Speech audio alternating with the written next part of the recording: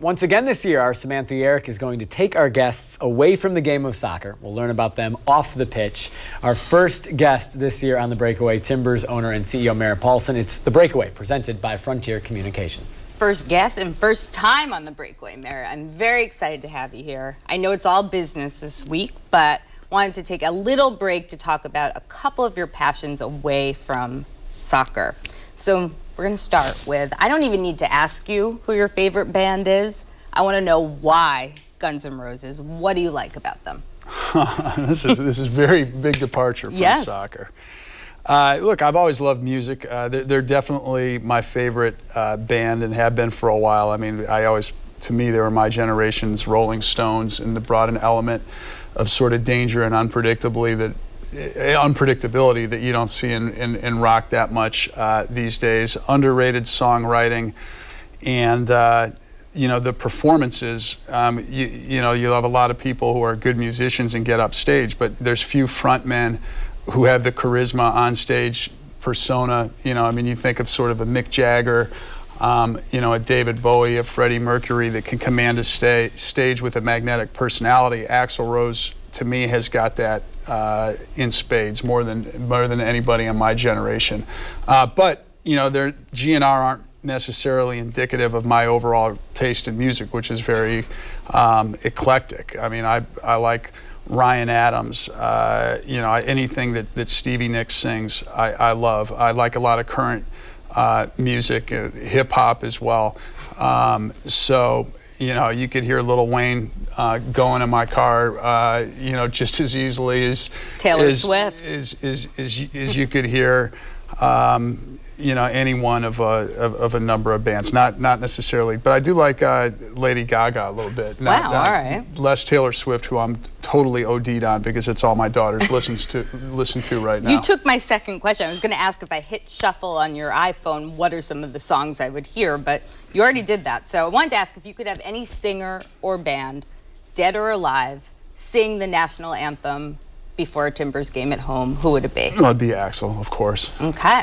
So I want to shift gears to a bit of a more serious topic, the environment. First time I kind of caught on to your affinity for animals and wildlife was when you brought your mother out to the training facility. And the two of you were naming birds as they flew above. I couldn't even see the bird. You guys are pointing them out. Have you always been passionate about animals and the environment, and where did that come from? Yes, I have been. I mean, my mom's more the ornithologist, but I know a little bit through her on the bird size. Birds are sort of less of an interest. I'm a big cat guy. I love landscape, sort of some people call them umbrella species, where if you save the big predator, you have to save a bigger ecosystem because they require so much space. And you know, it's an interesting species-specific approach to conservation.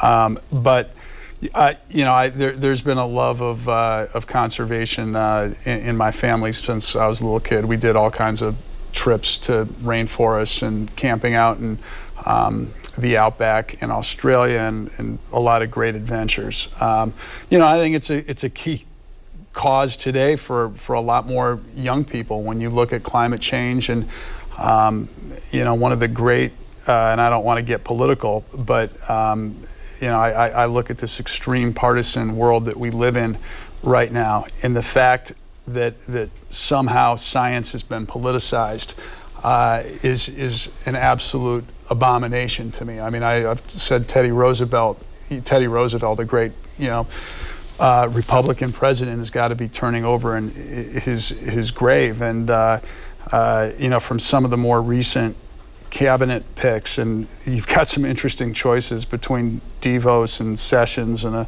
number of people. Again, I'm not trying to get too political, but having Pruitt, you know, running the EPA. Who tried to sue it. Yep, and the, you know, the war that's being waged on the environment right now, it makes it, you know, is sort of a du jour cause that needs the support, you know, as there is. And you know, so I'm very engaged and motivated to do as much as I can there.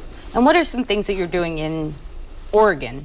I know that you're on the board of the Nature Conservancy. What do you guys do there?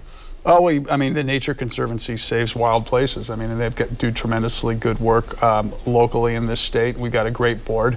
I just co-chaired a council with a number of business leaders on climate change as well.